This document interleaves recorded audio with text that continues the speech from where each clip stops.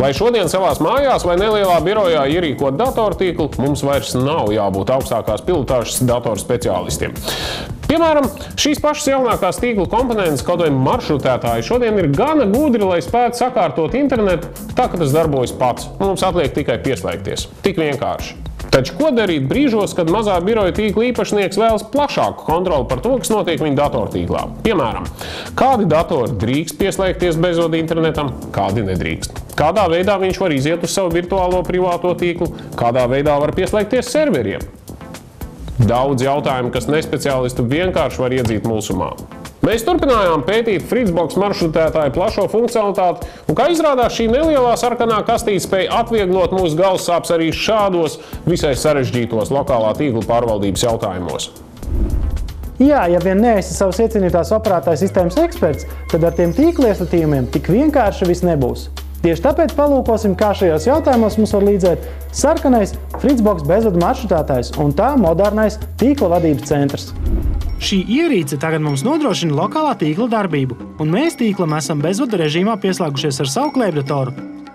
Interneta pārlūkā atveram vienkārši iegaumējumu adresi fritz.box. Mūsu rīcībā ir maršrutētāja un tīkla kontroles centrs. Te mēs uzreiz redzam, kādas funkcijas esam aktivizējuši.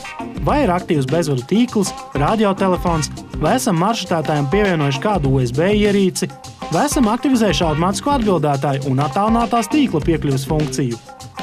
Online Monitor un Online Meter sadaļās varam redzēt, cik aktīvi ir noslogota mūsu interneta ienākošā un izējošā līnija, un varam redzēt uzskaitīto, nosūtīto un saņemto datu apjomu.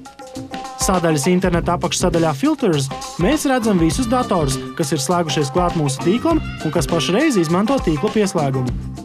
Ja nevēlamies, lai birojā darba laikā tiktu lietotas kādas noteiktas mājaslapas vai arī kādas failu apmaiņas programmas, šeit mēs viegli varam aktivizēt vajadzīgos ierobežojumus.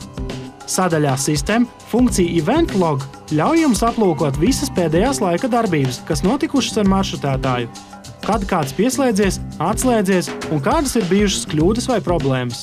Kā redzam, ar Fritzbox maršrutētāju vadības centru mēs bez jebkādām īpašām iemaņām varam pavisam viegli no jebkura tīklā esošā datora pārlūkot mūsu lokālā tīkla norises un, ja nepieciešams, veikt arī kādas izmaiņas vai ierobežojumus tīkla darbībā. Starp citu, šādu Fritzbox bezvadu maršrutētāju savā lietošanā jūs varat iegūt bez maksas, ja izvēlēsieties Easy Prime vienotā mājas komunikācijas tīkla pakalpojumu. Kā redzam, ar Fritzbox maršrutētāju vadības centru mēs bez īpašām iemaņām varam no jebkura tīkla esošā datora palūkoties, kas tad tīklā notiek, un, ja nepieciešams, veikt arī kādas izmaiņas vai ierobežojumus tīkla darbībā.